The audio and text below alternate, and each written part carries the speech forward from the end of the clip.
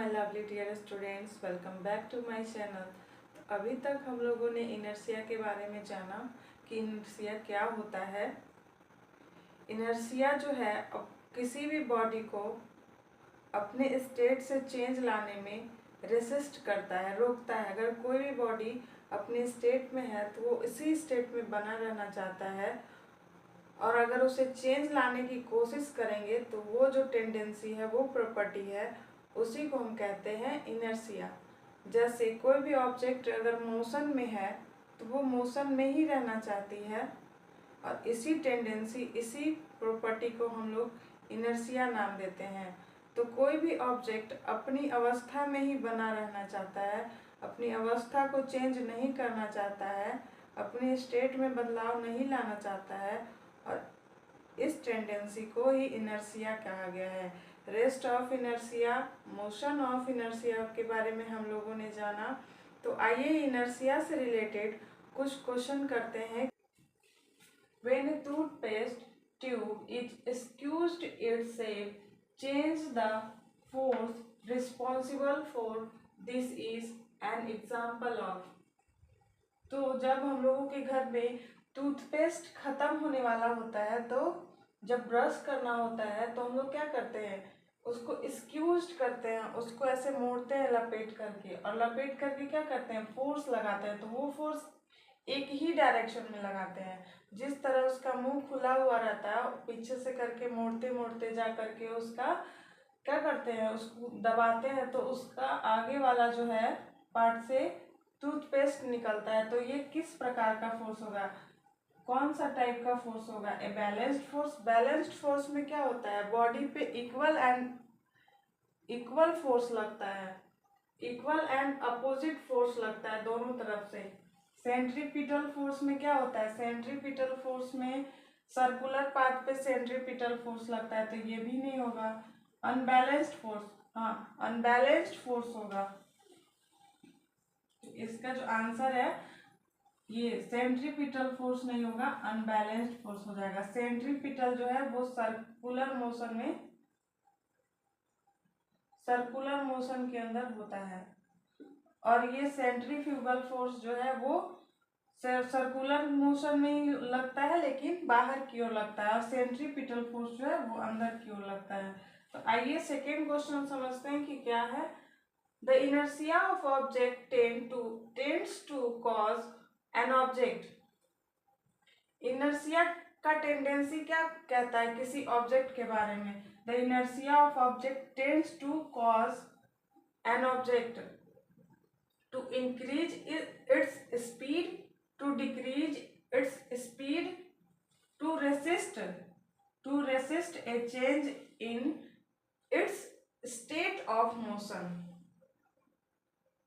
State of motion, state में change लाने के लिए रेसिस्ट करता है यानी रोकता है, और मोशन में भी चेंज लाने के लिए रोकता है। तो इनर्शिया का ऑब्जेक्ट के प्रति क्या है, टेंडेंसी क्या है, रेसिस्ट करना, to resist change in its state of motion. तो इसका आंसर हो जाएगा सी। नेक्स्ट क्वेश्चन को कि नेक्स्ट क्वेश्चन क्या कहता है, when we talk about acting on a force body, it usually means.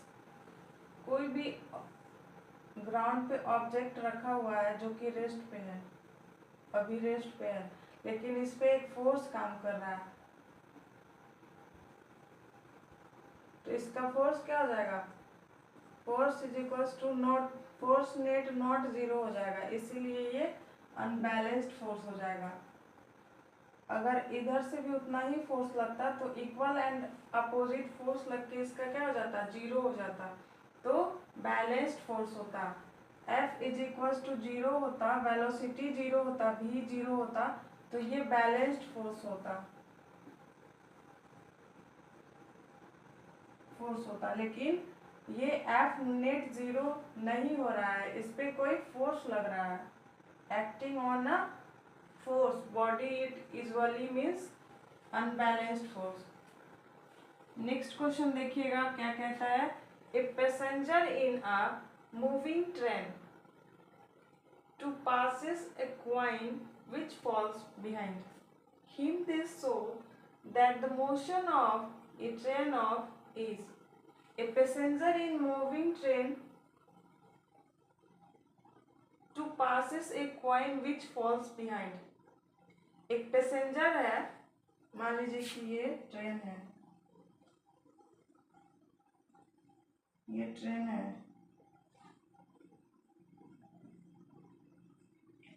एक पैसेंजर है, इस पे बैठा हुआ है सीट पे, ट्रेन में बैठा हुआ है। कहता है कि और ये जो पैसेंजर है अपने हाथ से एक सिक्का उछलता है, passes a coin which falls behind।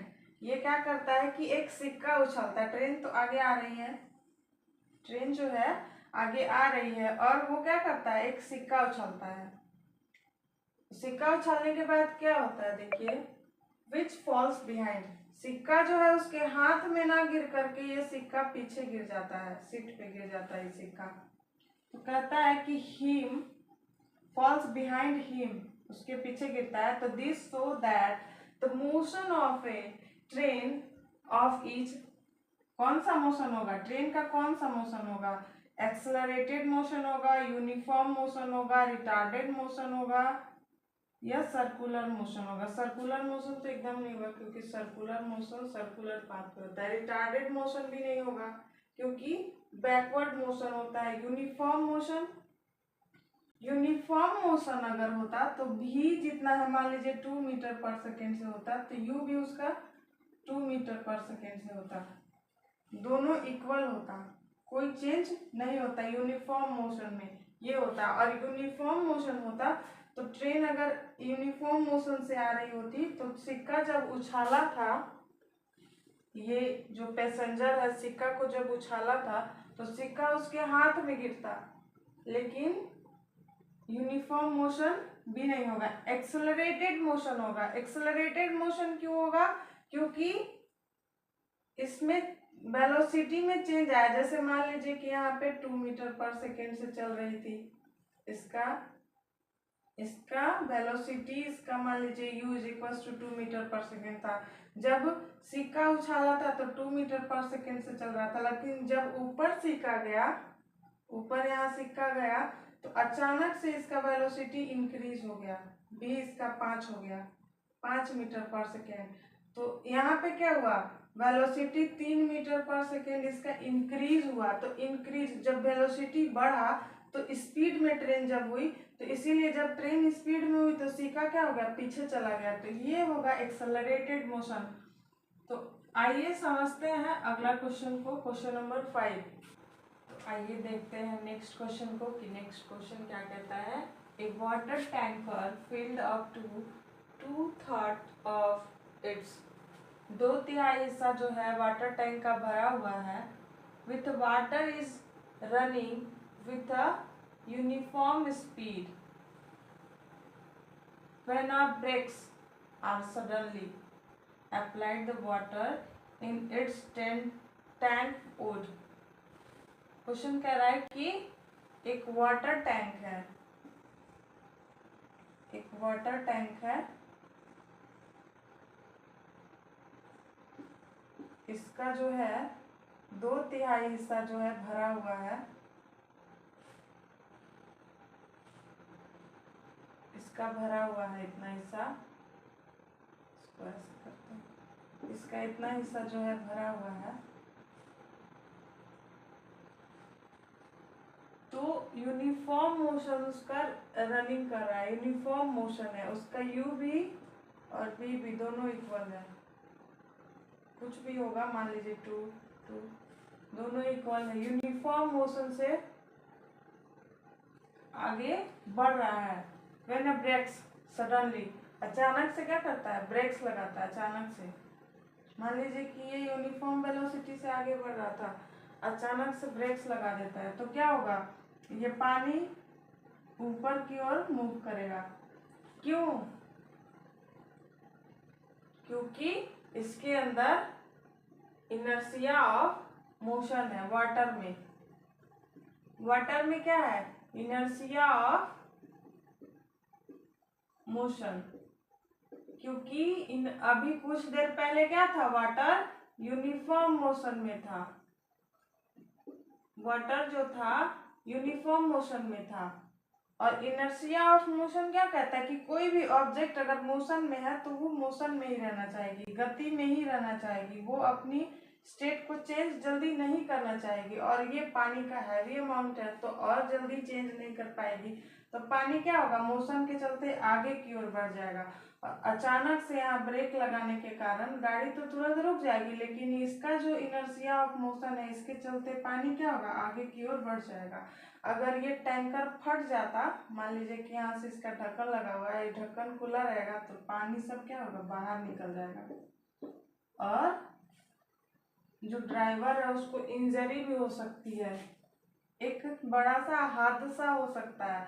क्यों, इनर्शिया ऑफ मोशन की वजह से। कर ये सब काल्पनिक चीजें हैं, तो इसका आंसर हो जाएगा मूव फॉरवर्ड, आगे की ओर पानी क्या करेगा, बढ़ जाएगा।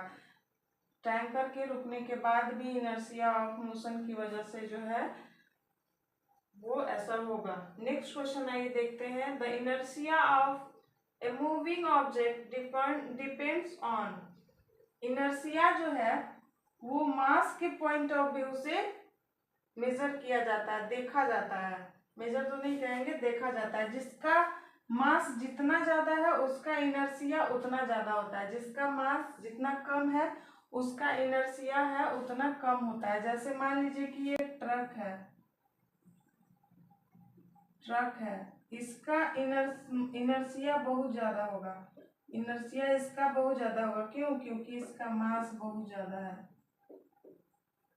इसके स्टेट में चेंज लाना थोड़ा मुश्किल होगा। अगर ये मोशन में है तो इसको रोकने में भी मुश्किल होगा, मोशन में इसका रोकना भी मुश्किल है, और अगर स्टेट में है तो इसको चलाना भी मुश्किल है। लेकिन वही अगर साइकिल है, मान लीजिए कि साइकिल है तो इसका इनर्शिया क्या होगा, कम होगा, क्योंकि इसका आई कम होगा, क्योंकि इसका एम भी क्या है, कम है, मास भी कम है तो इनर्शिया भी कम होगा। तो इनर्शिया किस पे डिपेंड करता है, मूविंग ऑब्जेक्ट के लिए यहाँ पे बोला गया है। तो इनर्शिया जो है वो मास ऑफ द ऑब्जेक्ट के मास पे डिपेंड करता है। आई होप ये क्वेश्चन आप लोगों को क्लियर हुआ होगा। ये कुछ ऑब्जेक्टिव क्वेश्चंस थे। तो आइए अब इसे हम आगे कंटिन्यू करते हैं। आई होप ये वीडियो आप लोगों को क्लियर हुआ होगा, कॉन्सेप्ट क्लियर हुआ होगा ऑब्जेक्टिव क्वेश्चंस के थ्रू। मेरे चैनल को सब्सक्राइब कीजिए। Thanks for watching this video.